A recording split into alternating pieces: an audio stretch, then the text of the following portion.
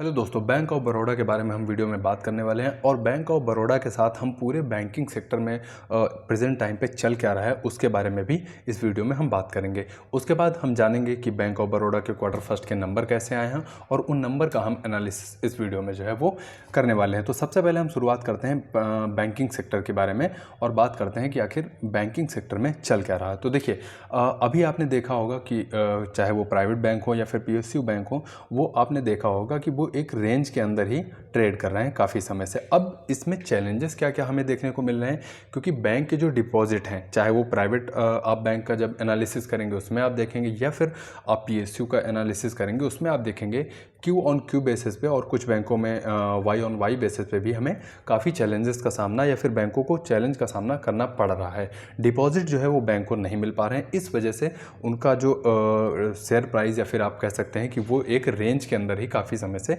Trade कर रहे हैं। अब आगे जब क्वार्टर सेकंड के नंबर आएंगे बैंकों के, तो हमें ये देखना होगा कि बैंक जो है वो क्या इस चैलेंज से निकल पा रहे हैं या फिर नहीं निकल पा रहे हैं। तो हमें ये सब नंबर आगे आने वाले नंबर्स में या फिर क्वार्टर में हमें देखना होगा। तो चलिए बैंक ऑफ बड़ौदा के बारे में हम बात करते हैं। तो सबसे पहले हम जानेंगे डिपॉजिट के बारे में। देखिए, डिपॉजिट जो होते हैं वो बैंक के लिए मोस्ट इम्पॉर्टेंट एसेट की तरह होते हैं। क्यों ज़रूरी होते हैं? क्योंकि अगर बैंक के पास डिपॉजिट नहीं आएगा तो फिर बैंक को लोन देने में काफ़ी ज़्यादा चैलेंजेस और दिक्कतों का सामना करना पड़ेगा।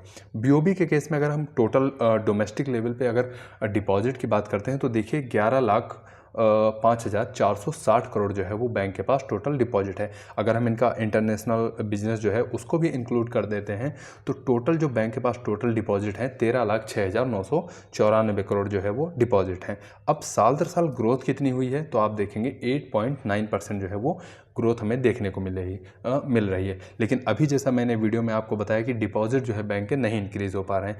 कुछ बैंकों में क्यू ऑन क्यू, और क्यू ऑन क्यू पे अगर आप नंबर देखेंगे तो BOB के केस में भी आपको चैलेंज या फिर दिक्कत देखने को मिलेगी। डिपॉजिट आप देखेंगे 1.5% जो है इनके डिक्रीज़ हुए हैं डिपॉजिट के टर्म में। तो क्यू ऑन क्यू बेसिस पे डिपॉजिट इनके कम हुए हैं, लेकिन वाई ऑन वाई बेस पे आप देखेंगे डिपॉजिट बैंक के इंक्रीज हुए हैं। अब डिपॉजिट में भी टर्म डिपॉजिट का अगर हम नंबर देखेंगे तो यहाँ भी आप देखिए क्यू ऑन क्यू बेस पे बैंक को चैलेंजेस का सामना करना पड़ा है, लेकिन ईयरली बेस पे लगभग 4.7% जो है टर्म डिपॉजिट इनके इंक्रीज हुए हैं। तो ये रहे डिपॉजिट के बाद कासा रेशियो की अगर हम बात करते हैं तो इस क्वार्टर में कासा रेशियो जो बैंक का रहा है वो 40% से थोड़ा सा ऊपर रहा है, जो कि प्रीवियस क्वार्टर से अगर हम कंपेयर करेंगे तो आप देखेंगे 71 बेसिस पॉइंट जो है वो कम हुआ है। तो कासा रेशियो गिरा है और साथ ही साथ आप ईयरली अगर कासा रेशियो देखेंगे तो वहाँ पे इंक्रीज हुआ है, लेकिन क्वार्टरली हमें कासा रेशियो में भी चैलेंज देखने को मिला है। कासा रेशियो के बाद फिर हम एडवांसेस की बात करते हैं, यानी ओवरऑल जो लोन है वो बैंक के वो कैसे हैं। तो देखिए, अगर हम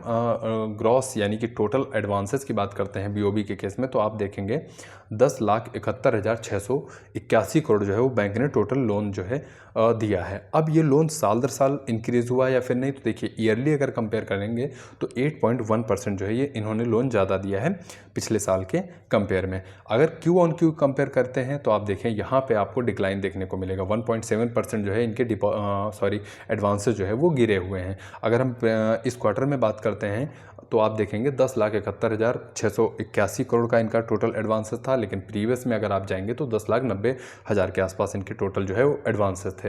अब एडवांसेस के बाद बैंक जब भी लोन देती है तो एसेट क्वालिटी का देखना हमारे लिए बहुत ज़रूरी होता है, क्योंकि एसेट क्वालिटी क्या होती है कि बैंक ने जो लोन दिए हैं फिर बैंक को वो अमाउंट मिलने में ईजिली मिल जा रहा है या फिर काफ़ी चैलेंज या दिक्कतों का सामना करना पड़ रहा है। तो इसके लिए हमें जो देखना होता है वो देखना होता है एसेट क्वालिटी के बारे में। एसेट क्वालिटी की अगर हम BOB के केस में बात करते हैं तो आप देखेंगे नेट NPA रेशियो और ग्रॉस NPA अमाउंट की बात करते हैं। तो देखिए, इस क्वार्टर में आप देखेंगे ग्रॉस NPA अमाउंट जो बैंक का रहा है वो 30,873 करोड़ के आसपास रहा है। ग्रॉस NPA वो पैसा जो बैंक को ईजिली नहीं मिल पा रहा है वापस, इस पैसे को लेने के लिए बैंक को काफ़ी दिक्कतों का सामना जो है वो करना पड़ रहा है, वो होता है ग्रॉस NPA यानी non performing assets. Previous quarter में अगर हम ये अमाउंट देखेंगे तो 31,834 करोड़ था, वहाँ से NPA ग्रॉस NPA ज़रूर कम हुआ है, लेकिन अगर आप देखेंगे नंबर जो देखेंगे वो नंबर काफ़ी ज़्यादा है। 30,873 करोड़ ये छोटा अमाउंट नहीं है, काफ़ी बड़ा अमाउंट है। उसके बाद नेट एनपीए की अगर हम बात करते हैं तो नेट एनपीए का आप नंबर देखेंगे तो आप देखेंगे 7,232 करोड़। प्रीवियस क्वार्टर से आप कंपेयर करेंगे तो हल्का सा जो है इनका नेट एनपीए भी इंक्रीज हुआ है, लेकिन ईयरली आप देखेंगे तो वहाँ से थोड़ा सा एनपीए रेशियो, एनपीए अमाउंट कम हमें देखने को मिल रहा है। अब ग्रॉस एनपीए रेशियो की अगर हम बात करते हैं तो इस क्वार्टर में 2.88% रहा है, जो कि काफ़ी ज़्यादा है। प्रीवियस क्वार्टर में वहाँ से ग्रॉस एनपीए रेशियो जरूर कम हुआ है, लेकिन अगर हम नेट एनपीए रेशियो की बात करते हैं तो 0.69% हमें देखने को मिल रहा है। ईयरली और क्वार्टरली हमें यहाँ पे ग्रोथ देखने को मिली है, लेकिन ईयरली आपको देखने को मिलेगा कि नेट एनपीए अमाउंट जो है वो या फिर रेशियो जो है वो कम हुआ है। अब एनपीए को थोड़ा सा हम डीपली समझेंगे।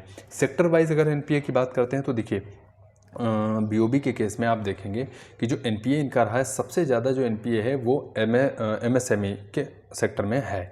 यानी कि जो इनकी छोटी कंपनियां होती हैं जो बिजनेस अपना शुरू ही कर रही होती हैं, उनको जो इन्होंने लोन दिया है वहाँ पे जो है आप देख पा रहे हैं कि वो लोन इनको वापस मिलने में काफ़ी दिक्कतों का सामना करना पड़ रहा है। 10,893 करोड़ जो है वो एमएसएमई सेक्टर के अंतर्गत इनका जो है नॉन परफॉर्मिंग या फिर एनपीए में चला गया है। कारपोरेट की अगर हम बात करते हैं तो बहुत ज़्यादा अमाउंट नहीं है, 2,045 करोड़ के आसपास है। रिटेल की अगर बात करते हैं यहाँ भी बहुत ज़्यादा नहीं है। और सेकेंड जो हाईएस्ट एनपीए हो रहा है वो इनका हो रहा है एग्रीकल्चर में, 7,396 करोड़ जो है वो एग्रीकल्चर में इनका एनपीए जो है वहाँ से है। उसके बाद चलते हैं, फिर हम बात करते हैं बैंक की टोटल इनकम के बारे में। देखिए अगर यही एनालिसिस में किसी और कंपनी का कर रहा होता तो मैं रेवेन्यू की बात करता, लेकिन बैंक के केस में क्या होता है कि जब भी आप एनालिसिस करते हैं तो रेवेन्यू की जगह पे हमें इंटरेस्ट इनकम जो होती है वो देखनी बहुत ज़रूरी होती है, क्योंकि किसी भी बैंक में सबसे बड़ी जो अर्निंग होती है वो होती है नेट इंटरेस्ट इनकम। अगर हम टोटल इनकम की बात करते हैं बीओबी के केस में तो देखिए इस क्वार्टर में जो इनकी टोटल इनकम रही है वो 29,629 करोड़ रही है।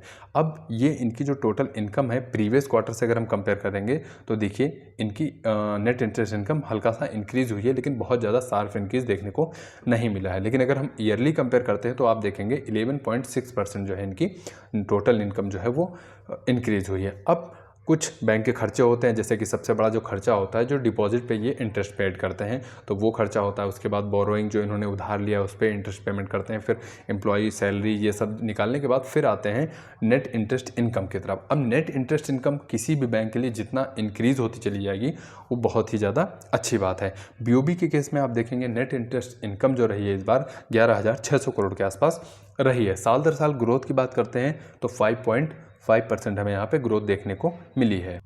अब नेट इंटरेस्ट इनकम जो है एक साल पहले अगर हम देखेंगे तो बीओबी की नेट इंटरेस्ट इनकम 10,997 करोड़ थी और इस बार 11,600। तो नेट इंटरेस्ट इनकम साल दर साल इंक्रीज हो रही है, जो कि बैंक के लिए काफ़ी अच्छी बात है। प्रॉफिट की अगर हम बात करते हैं तो प्रॉफिट आप देखेंगे कि बैंक का इस क्वार्टर में प्रॉफिट जो रहा है वो 4,458 करोड़ रहा है, लेकिन प्रीवियस क्वार्टर में अगर आप प्रॉफिट देखेंगे तो प्रॉफिट जो है वहाँ से कम हुआ है। जो कि ये प्रॉफिट ना कि ये बीओबी की बात कर रहा हूँ, ना कि मैं एसबीआई या फिर लगभग ज़्यादातर बैंकों में हमें ये जो है प्रॉफिट गिरता हुआ और मार्जिन, इन सभी चीज़ों का इम्पैक्ट हमें देखने को मिला है। साल दर साल अगर प्रॉफिट की बात करते हैं तो 9.5% जो है बैंक का प्रॉफिट जो है वो इंक्रीज़ हुआ है। आगे चलते हैं, कुछ इंपॉर्टेंट जो पैरामीटर्स हैं उनकी अगर हम बात करते हैं तो हम बात करेंगे नेट इंटरेस्ट मार्जिन के बारे में। तो देखिए नेट इंटरेस्ट मार्जिन अगर हम डोमेस्टिक लेवल पे देखते हैं तो 3.30% रहा है।